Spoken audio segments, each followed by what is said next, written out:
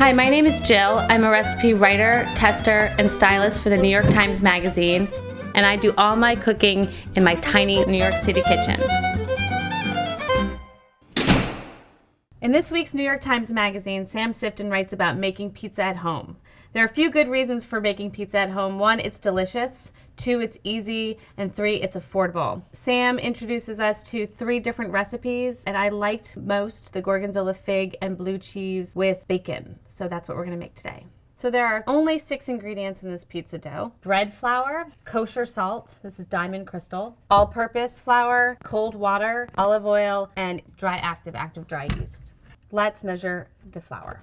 We're going to mix it in the bowl of a standing mixer, 1.5 cups of each one. It's really important when you're measuring out flour to take a fork and fluff the flour like this. You have to fluff it. Scoop and level. So now we're gonna do the bread flour, same thing. Scoop and level. And then you're gonna use your active, whisk, it's all ready to go. This is Fleischmann's active dry yeast. 3/4 of a teaspoon. 2.5 teaspoons kosher salt. And I use diamond crystal. And that's what this recipe was developed with, the diamond crystal. Now, you have to whisk it. You actually do need a whisk. Before we add the liquids, we're going to get out our standing mixer. And we're going to add our cold water and 3 tablespoons of olive oil and start stirring. Immediately starts activating. Yeast is incredible. It's alive. Now we're gonna set it on the KitchenAid mixer. And we're gonna turn it on low for about 1 minute. And after a minute, you're gonna turn it up to high speed, 4 to 6 minutes or so. This is a good time to talk politics with your dad.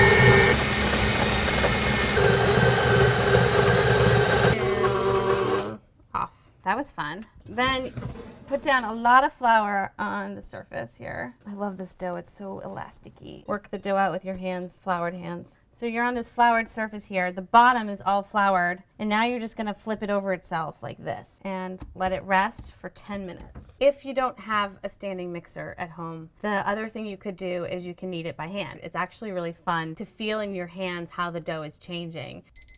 It's done. All right, now we're gonna cut it in half, shape it into a ball, and we're gonna let it rise. We're gonna put it on a plate with some olive oil so it doesn't stick. And you're gonna lay that down. So about 3 hours later, we're gonna come back and your dough is pretty much ready. 3 hours later, our dough looks very big.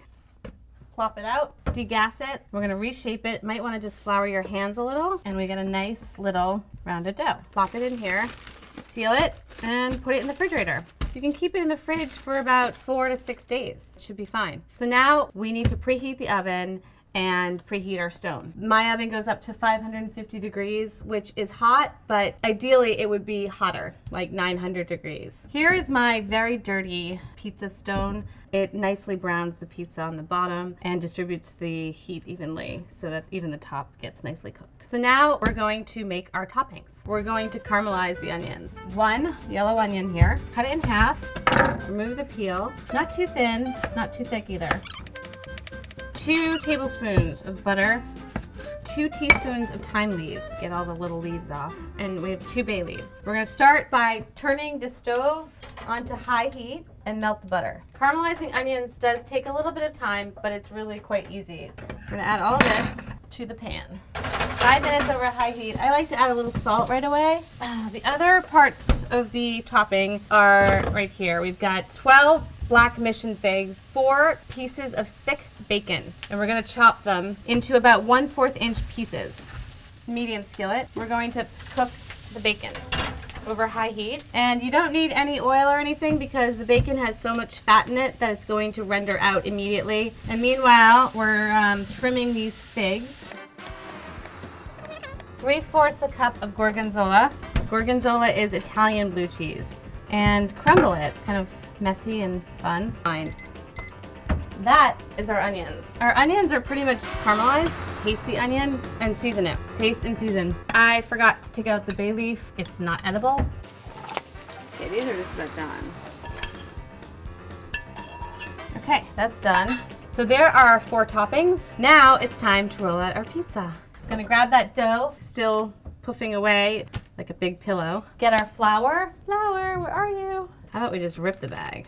Ta-da! Beautiful. Flour the surface, flour the top a little, flour your hands, flour everything. And also, don't worry about it being so perfect looking. Pizza doesn't have to be perfectly round. You can roll it like this, or you can do as Mark Iacono at Lucale's does. You can use a wine bottle. He said he picked it up one day and he just started using it. I would take off the label, but kind of nice.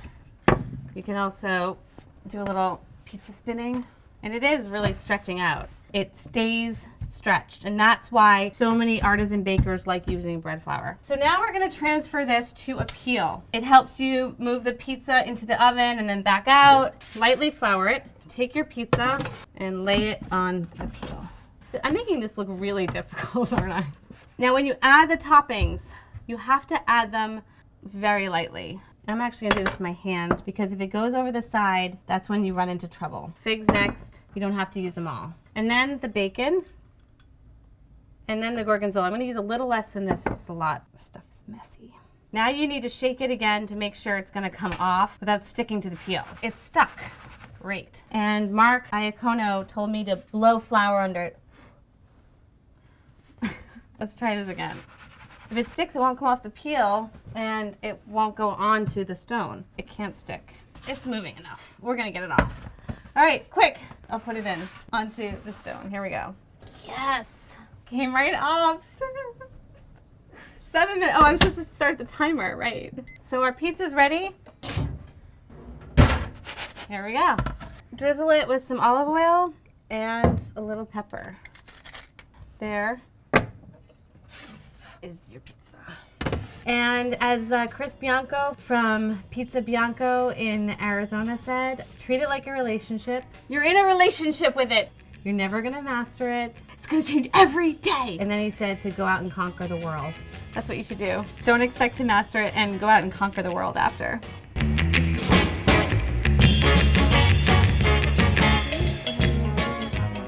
this is the just